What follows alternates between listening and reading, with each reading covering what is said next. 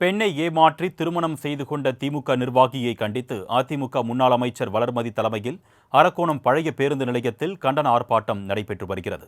இதுகுறித்த கூடுதல் விவரங்களை எமது செய்தியாளர் சரத் வழங்க நாம் கேட்கலாம். வணக்கம் சரத், இந்த கண்டன ஆர்ப்பாட்டத்தில் யார் யாரெல்லாம் கலந்திருக்காங்க, விவரங்கள்?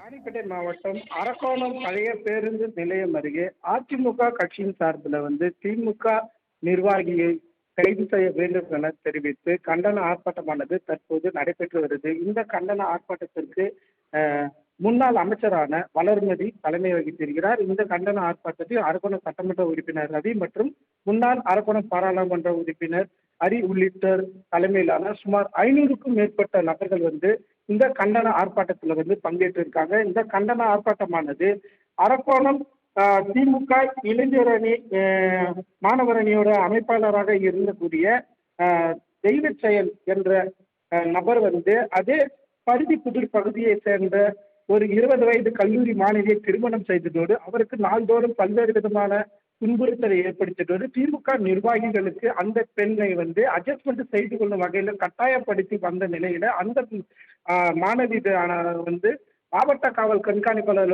உள்ளிட்ட பல்வேறு இடங்களில் அந்த தெய்வ செயல் திமுக நிர்வாகிகள் மேல புகார் அளித்த நிலையிலும் அவர்களை இது நாள் வரையிலும் அவரை கைது செய்யவில்லைனோ அந்த மாணவி அளித்த புகார் அனைத்து காப்பிகளும் திமுக ஐடிவி, அதாவது அந்த தெய்வ செயலோட முக்கிய திமுக நிர்வாகிகளுக்கு பகிரப்பட்டு அதை வைத்து அந்த சமூக வலைத்தளங்களை அதை பரப்பி அந்த மாணவிக்கு பெரும் அச்சுறுத்தலானது தற்போது ஏற்பட்டு வருவதாக அந்த பாதிக்கப்பட்ட மாணவி தொடர்ந்து சமூக ஊடக வாயிலாக செய்திகள் வாயிலாகவும் தனது வேதனையை வெளிப்படுத்தி வந்த நிலையில தற்போது அதிமுக பொதுச் செயலாளர் எடப்பாடி பழனிசாமியும் இந்த சம்பவத்தை குறித்து கடும் கண்டனத்தை வெளிப்படுத்தியிருந்த நிலையில தற்போது இந்த கண்டன ஆர்ப்பாட்டமானது அந்த திமுக நிர்வாகியை உடனடியாக கைது செய்ய வேண்டும் எனவும், மேலும் இந்த மாதிரி திமுக கட்சியை சார்ந்த நிர்வாகிகள் பெண்களுக்கு எதிரான வன்கொடுமையில் தொடர்ந்து ஈடுபட்டு வருபவர்களுக்கு திமுக அரசு பாதுகாப்பு அரணாக செயல்பட்டு வருவதாகவும் திமுக அரசை கண்டிக்கும் வகையில இந்த கண்டன ஆர்ப்பாட்டமானது தற்போது நடைபெற்று வருகிறது. இந்த கண்டன ஆர்ப்பாட்டத்திற்கு காவல்துறை தரப்புல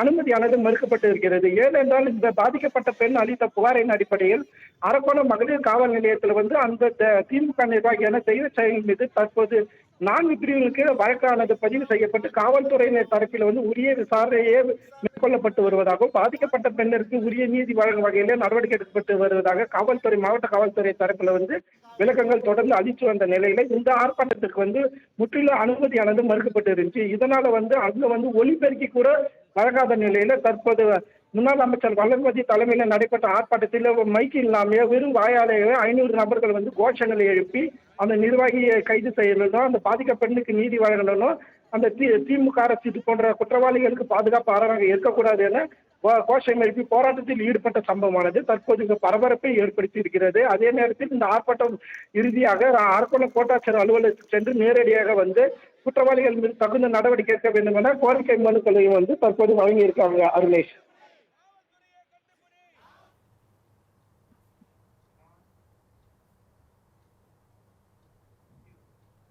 உங்களுடைய விரிவான தகவல்களுக்கு நன்றி சரத்.